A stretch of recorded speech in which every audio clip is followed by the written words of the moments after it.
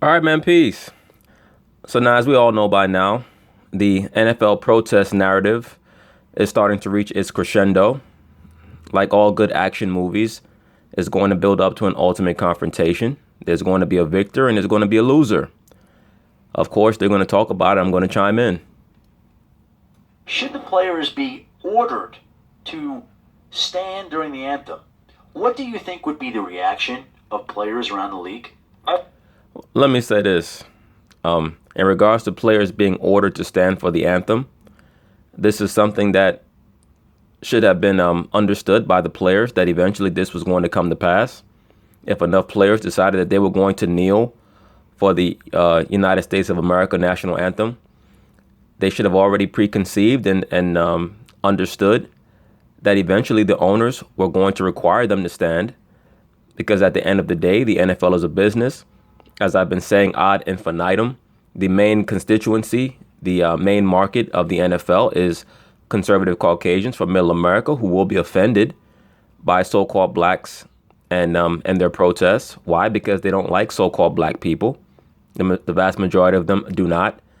They're not concerned with the plight of so-called black people. So I have no understanding why the black players in the NFL thought that their protests would pull at the heartstrings of the conservative Caucasian, other than for the delusional mentality that they want a hug. They want to be accepted and loved, very similar to the perverse dynamic between a molested individual or somebody who was the victim of maybe a traumatic event like a rape, and the possible perverse lust that that person might have to gain acceptance from the person who adulterated them. Who knows? I mean, we can go on and on about a lot of the psychoses that so-called black people have in relation to Caucasians. But you know what? Let's let them talk about it. I think it's going to be a negative reaction. I don't think guys are going to like it. I think it's going to be an uproar. Yeah, these are the same guys who didn't know what they wanted to do until Donald Trump called them out. So this is really not about so-called racism. This is really not about Colin Kaepernick. This is not about the so-called American flag. This is really about so-called black players, so-called black males being triggered by Donald Trump, who has been cast as the ultimate villain to so-called black people in America, as the antagonist to so-called blacks and the representative of white male privilege and everything that is allegedly stopping so-called black people from being quote unquote free. If that is to happen, because you're basically taking away a constitutional right to freedom of speech, and if guys want to have I guess you would call it a peaceful protest, I don't think it's right to take that away from guys. Look, let me say this quickly. Millions of people work in corporate America. You go to jobs every day, no matter what so-called race, religion, culture you are. And when you go to certain businesses or certain corporations that you work for, there are restrictions within that corporation in regards to your conduct. According to the freedom of speech that U.S. citizens are allowed, supposedly, you should be able to say whatever you want. That does not allow you to say or do whatever you want without repercussions. You can go to your job and you can stand in the middle of a board meeting and say, all faggots should die. You can do that, but also understand that there will be repercussions. So, it's like, hey, you can go to somebody's house as a guest. They can invite you into their home. At their door, they can tell you, please take off your shoes. I don't want you to track any dirt into my house. You can say, as a U.S. citizen, I should be able to wear my shoes wherever I want. Sure, you can. You just can't wear them in my house. Have a nice day. Goodbye. That's pretty much how it goes. There's a reason why they're called owners, because they own. When you want to be able to stipulate how you can conduct yourself in an environment that's controlled by them, then you should become an owner. But once again, that goes back to what I've been stating over and over and over again. The so-called black man does not have a ruling class mentality. He does not want to rule. He does not want to own, and he does not want to have his own. He wants to beg the so-called white man and woman for acceptance, for validity, and for a hug. And that's really what all this bullshit is about. This is why they're getting on one knee. You only get on one knee to, like I told somebody else, there's only two types of people that kneel. Slaves and hoes. right? That's about it. A hoe gets on both knees and a slave gets on a knee, or on both knees. That's it. Same thing with you guys who get down on one knee to propose to a woman. You're telling her, I'm ready to be your indentured servant. All right, the NFL and the NFLPA just released a joint statement saying that Commissioner Roger Goodell has reached out to Executive Director DeMaurice Smith, and both he and player leadership will attend the league meetings next week in New York. There has been no change in the current policy regarding the anthem. The agenda will be a continuation of how to make progress on the important social issues that players have vocalized. Everyone who is part of our NFL community has a tremendous respect for our country, our flag, our anthem, and our military. Say it loud for the cheap seats. And you can say it all you want. There's a statement that actions speak louder than words. I can conduct myself however I want. If somebody is offended in regards to how I conduct myself, when it comes to something that represents them, if I was to go into somebody's house who happened to be a Buddhist, and I was to look at a statue of the Buddha in their house and spit on it, I could say, look, I respect your religion. I just don't like what that statue stands for. That person is going to be offended. Okay? The person is going to be offended. Then there's no way around it. I can say I respect all religions. I just don't like what that statue stands for. Do you think that a Buddhist is going to still respect me? No, they're not. That is why if I had an issue with Buddhism, I wouldn't go into the house of a Buddhist. Simple as that. So-called black people cannot continue to stand to believe that that protesting against something that is an emblem for this corporation, because it's not a country, this is a corporation known as the United States of America. And that's really what the flag represents, quiet as kept. Every flag just represents the banner of the corporation of that, of that corporation, of that locality, whether it's the flag for, America or Great Britain or Spain or France. Those are just representations of that section of the overall worldwide corporation that is ran by the Vatican. Okay? But to get back to the topic at hand, you cannot continue to protest against the flag, which has an emotional hold on the masses of Caucasian people here in America, and believe that they're not going to get offended. You can say whatever you want. You can say how, it's not meant as a disrespect. This protest was created to utilize the flag as a touchstone, as a foundation in a protest that's meant to represent a discord and a lack of acceptance of quote unquote American policies, whether it be race or what have you. So of course the flag is always going to be the major talking point. It's not going to be what you want it to be about, which is so-called racial injustice. I mean, I really don't even know what that means. The Caucasian is never going to treat you equal to how they treat their own. I have no idea why you expect that for. Okay? You can love everybody all you want. You're never going to treat other people's children how you treat your own. That's just how it goes. When so-called black people learn how to treat their own better than they treat others, as opposed to the other way around, which is usually what it is, so-called blacks love to treat other people, particularly Caucasians, better than they treat their own. They treat them with more regard and more respect. And when your mindset goes off of that, you'll be less concerned about being validated by the Caucasian. And we are coming together to deal with these issues in a civil and constructive way. Now, in Dallas, Cowboys owner Jerry Jones was part of a team meeting after the Cowboys practice Wednesday. The team discussed the players' frustration in the wake of Jones' recent comments about the team's policy regarding the national anthem. Jones offered the players a chance to speak with him one-on-one as well. Now, the thrust of Jones' comments were to explain that he wanted to be the bad guy in this situation to deflect attention away from the players, but he also wanted to make sure they saw the bigger picture when it comes to concerns over TV ratings, sponsors, etc. Yes, to make a long story short, Jerry Jones made a statement to try to show all parties involved that he's quote unquote on their side. And look, I stated this a while ago, and I'm going to reiterate this in other videos. When I made the first two videos about Jemele Hill and Donald Trump, I stated very explicitly that, and this is something that a lot of so-called pro-blacks don't understand. A lot of internet revolutionary blacks don't understand. When you decide that you're going to go up against the president of the United States, There are sanctions that he is in charge of that he can implement on your business. This is why ESPN has decided to do what they've done. This is something that I stated explicitly in those videos.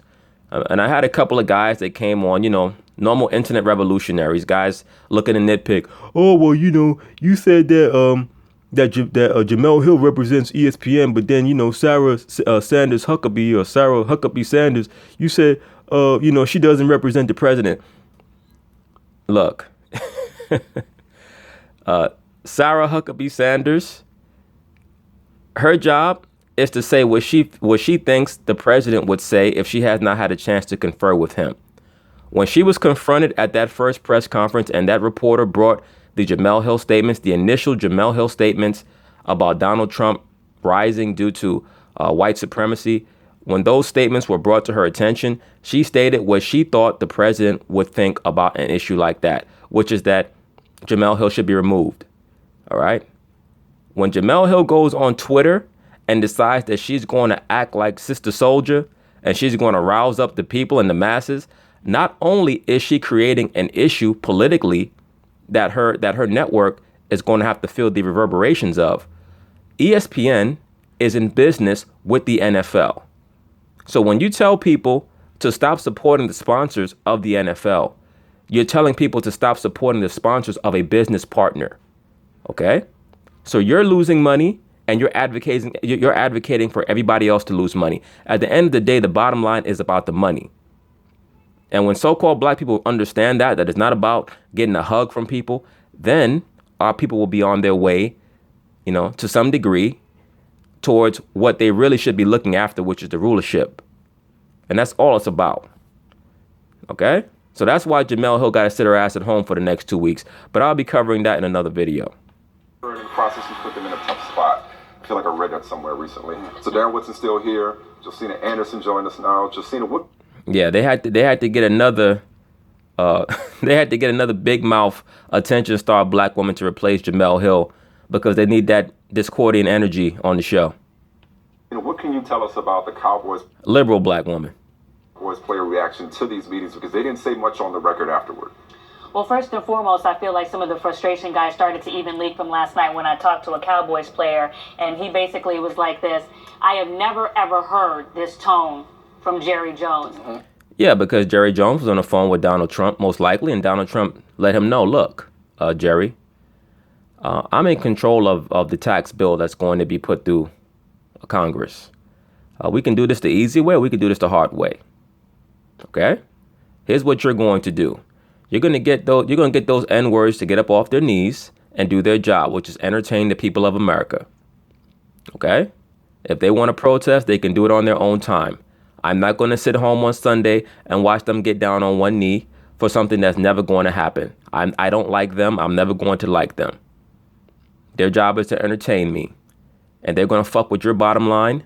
And I'm going to make sure that this protest fucks with your bottom line if you don't get them up off their asses and standing up and saluting the flag. Okay? I can ruin their life and I can ruin your life. So it's up to you. That's basically what Donald Trump, I'm sure that's basically what he told Jerry Jones on the phone. And Jerry Jones relayed that to his players in terms of, look, guys, you guys are not going to fuck with my money. So I know that, you might have, you might be on Twitter and you got people telling you that you got to kneel for the cause and all this other shit. No, you're not going to mess with my money. And what we heard in Arizona before we went out there is not what we're hearing right now. Okay? And basically feeling like the whole kneel before the anthem thing this is a quote, was trash. The kneel before the anthem thing was a gesture, which I stated, to make sure that they could bring the players back under proper mind control. Donald Trump detonated the fabric of the NFL when he made the statements that he made. Okay? And I told you guys that was going to be a battery put in the back of the woke movement to regalvanize it, because it was starting to peter out. And the reason why Trump did that was because in order for you to destroy your enemy, you have to lure them out of their burrow, of their tunnel, of their cave. Donald Trump is trying to get everybody together who is against him or has that mindset out in the open so that he can obliterate the whole thing. That's what this is about. So now we're going to prove how good of a planner or how much of a plan the the Colin Kaepernick movement has. What type of plan, what type of framework they really have to achieve their goals. Because if they don't have a process to achieve what they claim that they want to achieve, this whole thing is going to be obliterated very soon. Right now, the owners are trying to placate the players, but the real thing is they're just trying to not get fucked with these taxes, man. Okay, because all a tax is a bill, right? That's their way of of saying, look, we know about the deductions that you guys are getting. We can eradicate those deductions. Okay, we can put you in a whole different bracket if that's what we want to do. We could just make up a law willy-nilly. You guys are making billions per year. We can chop that in half if we want to. It's up to you. Telling me, in quote, I don't even know what to believe. Like, how much is Jerry Jones's... Meanwhile, these Negroes are operating on this emotional level. Talking about how come they won't let us kneel anymore. The fuck out of here. ...his ears getting leverage from the outside from our highest office. And that is a concern. The other thing that they underlined was, how much was it even necessary to bring it up? Because nobody, guys, on the Cowboys has kneeled in a couple years. It was necessary to bring it up because Jerry Jones has most likely been receiving a whole lot of mail and email from sponsors as well as fans. Remember, they are in Texas, stating that, why are you letting these niggers do this? Why are you letting these niggers ruin our pastime? Right, when you talk about Cowboy fans, you're talking about people not just based in Texas, that whole region, right? Oklahoma, Nebraska, Arkansas, Missouri, all the way up there. Wyoming, North Dakota. That's all cowboy country there, man. Those are states, pardon me, in middle America. You have states like Idaho and Wyoming and North Dakota and South Dakota where the black population there is less than 1%. A lot of liberal blacks, they go on the internet and they get so accustomed to getting involved in these forums where there are only other pro-blacks and internet revolutionaries in the forum. And they really think that the majority of people think like them. You have entire states in middle America where they don't give two fucks about what you're talking about. They're just trying to be entertained. And that's why I've been an advocate of so-called blacks having their own, doing their own, right? If we're truly that disenchanted, we should want to separate. Have our own, and we still work with everybody else in a business capacity. That's how it's supposed to be. But so-called blacks really are just desperate for validation from the Caucasian. They need that pat on the head. But I'm just letting you know, I'm giving you some insight into what I believe is going on behind the scenes. The reasoning behind why Jerry Jones is doing what he's doing. Jerry Jones is a businessman. When he got down on one knee before the anthem, do you understand how many sponsors probably contacted him to let him know, look, dude, you do that one more time, and we will cripple you. Okay? No, I mean, whatever. The Ford Motor Trucks and Gatorade and Ben Gay or whoever the fuck is sponsoring the Cowboys, they will pull that shit in a minute, man. Like, you guys have no idea really what's going on. Like, that's why I said before, Colin Kaepernick was sent in by Ness Nitty to bring discord, to bring chaos into the NFL. This is what is occurring. Because these racially harmonious plans that the woke movement claims that they want to actualize, those things are never going to come to fruition. Okay? They are never going to come to fruition. Not with the atmosphere that has been created here, an atmosphere of antipathy.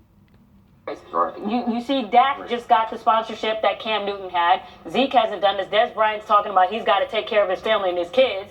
So how much was it even really necessary to do that? And now it wasn't. It wasn't an issue. It was grandstanding. It was. You know what they did? They let the president divide them. No, sir. This is more emotional bullshit rhetoric from another simple-minded liberal black male. What happened was Jerry Jones got a call from Donald Trump. Okay? And they had a business conversation. That's what happened. There's nothing emotional going on here. This was a peaceful protest until he opened his mouth. I call that thing in Arizona a formation. That was basically him keeping up with the Joneses. Yeah, and I think, not only that, but I think it's to the point where Jerry understands the business side of everything. And I'll tell you, firsthand. And I've been there with Jerry many times, and we've had great meetings about business. It's about the bottom line as well. Thank you, sir. And Darren Woodson is in a very precarious situation there. He's stuck in the middle of two woke, super liberal Negroes. I don't know if he's woke himself, but a lot of these guys on television, particularly the black sports analysts, they're caught between a rock and a hard place, because if they speak the truth, they're going to get a whole bunch of comments in their Twitter, all coons, sell off from all these low-level thinking, two-dimensional Negroes. So they have to toe the line. As well. It's about the fact of sponsorship being there. It's about that trickle-down effect. And Jerry will probably tell his players, which he probably already has, if the bottom line is hurt, not only does it affect me, but it affects you as well. Thank you, sir. This is how silly a lot of these NFL players are. You already are not getting guaranteed contracts. These sponsors start pulling, and what do you think it's going to do to your money in 3 years? What do you think is going to happen, dude? Over Colin Kaepernick. If we want to change the way we're being policed, let's have our own police force. How about that? But that, once again, that's not going to happen, because so-called black people don't trust other blacks. They want the Caucasian man to solve all their problems. As well. And we're talking about a young football team in Dallas. This is not as the Seattle Seahawks team, a bunch of veteran guys who have, who are in touch with the social side of things. Yeah. This is a young... The dumb niggas in Seattle ain't in touch with nothing. There's a bunch of woke, silly niggas over there. A young group. Dak Prescott is the leader of this football team. He's in his second year. Zeke Elliott, we know what's going on with Zeke right now. He can't get up and he's not going to protest. And Dez has already said the same thing. There's not a guy on this team that's going to stand or take a knee and defy what's going on that football team. I get where Jerry is coming from. Trust me, I get it when it comes about what's bad for business, okay? But a protest is never about profit. It's about principle. No, sir. Protests are always about profit. Everything is about the bottom line. Everything. When you understand that everything that occurs in this society is a commercial transaction, it gives you a great deal of clarity in regards to what is going on. Right now, the woke aspect, or the woke community being led by the Black Lives Matter, the Black Lesbians Matter movement, they're trying to show their clout. They're trying to show their clout by showing that they can bring down really the most popular institution in America right now, that being the NFL. The NFL is unbelievably popular. So they have Colin Kaepernick in there. They sent him in there as a pawn to be detonated. Once again, Ness Nitty, she made her way to Kaepernick through Alden Smith. Alden Smith, who also has Luciferian ties, things of that nature. I believe that she activated Colin Kaepernick in some way, shape, or form. That's why you don't hear from Kaepernick anymore. Hear from him for what? His job is already done. He's already started the process that was necessary to bring about entropy in the NFL, right? That chaos. They want to create a new order out of the chaos. NFL is being used to socially engineer society. Okay? Protests are always about the bottom line. Everything is about the bottom line here in America, that being money. Okay? When people say they want to be treated equal, what are they talking about? They want to be paid equally. They want to have equal access to real estate. They want to have equal treatment in regards to banking procedures. Right? It's all about the money, man. And we can have all that if our people truly understood what America is really about. The first thing that you should be trying to do is decertify the Federal Reserve. I've stated that already, because there's no real money here. There's no gold or silver back in the money. So if you had that, you wouldn't be, people wouldn't be so bugged out and stressed out with a lot of these credit-based scams and these so-called mortgage crisis, which is really just a huge bank fraud issue. These are all things that people need to be concerned with. In regards to the NFL and the athletes, if they feel like the police are wantonly treating our people badly, as I've already stated, we should have our own police force. The Caucasian Jews have it. Our people should have it, but we can't have that until we have a culture. Period. I believe that if most of these NFL players were to meet with the chiefs of police and the heads of these police precincts, and they were to go out on police calls, they would quickly change their understanding of what many of these so-called police have to go through. Now, are these police forces training grounds or recruitment centers for racists? Absolutely. Many neo-Nazis, skinheads, Klan members purposefully join the police force so that they can do things to so-called black men. This is why, once again, we need our own police force. Everything goes back to that. But we have to work on certain things culturally as this society falls. And when this society falls, our people are going to be ready to do what they need to do. And that's the bottom line of it. Our people are woefully ignorant about their history, so how could you understand what needs to be done in the future? And to me, they're all conceding that this is disrespectful. They're conceding to that perception. They're giving into that perception, that manufactured perception, which is really out to undermine the protest for the most part, as I see it. No, sir. Colin Kaepernick's protest was meant to undermine what the so-called flag means to the Caucasian. That was done purposefully to provoke and to incite an emotional response. Okay? That is something that you cannot change, you cannot contort, no matter how much you try. Period. Once again, if you're truly sincere about police practices against the black community, then you go to these various police precincts. You engage in a coordinated protest in every major police precinct in the country, and you do that. And Colin Kaepernick can get up on stage and with a microphone, and he can do what he wants to do. Now, doing that, kneeling before the national anthem, that is going to make the flag a talking point. There's no getting around that. People are not going to talk about what you want them to talk about just because you think that your conversation topic is more important than what exactly you're protesting, which is the flag. That this is disrespectful to the military, to first responders, to law enforcement, to the country, to the flag, which no matter how many times they say it's not, they continue to say it is. So what I would say to the people that are insulted or find it disrespectful, I would say to you, if you want the other side, quote unquote, to see that it's offensive to you and what you think the flag stands for, what it means to you, why can't you find it in your heart and mind to see that that flag does not symbolize the same thing to everybody? And once again, it's another liberal black tactic to try to appeal to the emotions of Caucasians. The liberal black and the so-called pro-black, they love to talk about how for 400 years whites have done this and done that. So if they've done this and done that for 400 years, what makes you think that they're going to change? It's like a woman always complaining about how her man keeps cheating. Well, you must like it because you stayed with him. Oh, my man keeps beating on me. Well, you must like taking an ass whooping because you're still with him. It is not incumbent upon a Caucasian person to care about what you think about what they think about your protest. The Caucasian does not care about what you think about what they think about your protest. They just don't. Their attitude is you're disrespecting our flag. We don't care if you don't understand why we feel that way. Period. And that it's not intended as disrespectful to them. So with that said, our man Jim Trotter, he's got some information about what they're proposing with these conversations between the league and the PA. Let me say this quickly. If you were to say, well, you know what? I have an issue with the Quran. I don't dislike Islam. I just dislike the Quran. And you stood on top of a Quran and you spat on top of it. A Muslim is not trying to hear what you have to say. It doesn't matter if you say, well, I think that Arab people are beautiful people. I just don't like what the Quran says. They're not going to listen to anything else that you're talking about. And I don't understand why. I shouldn't say I don't understand why liberal blacks don't get that. I do know why they don't get that.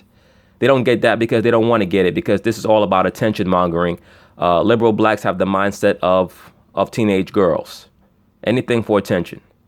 To facilitate ending this league-wide protest before and during the national anthem.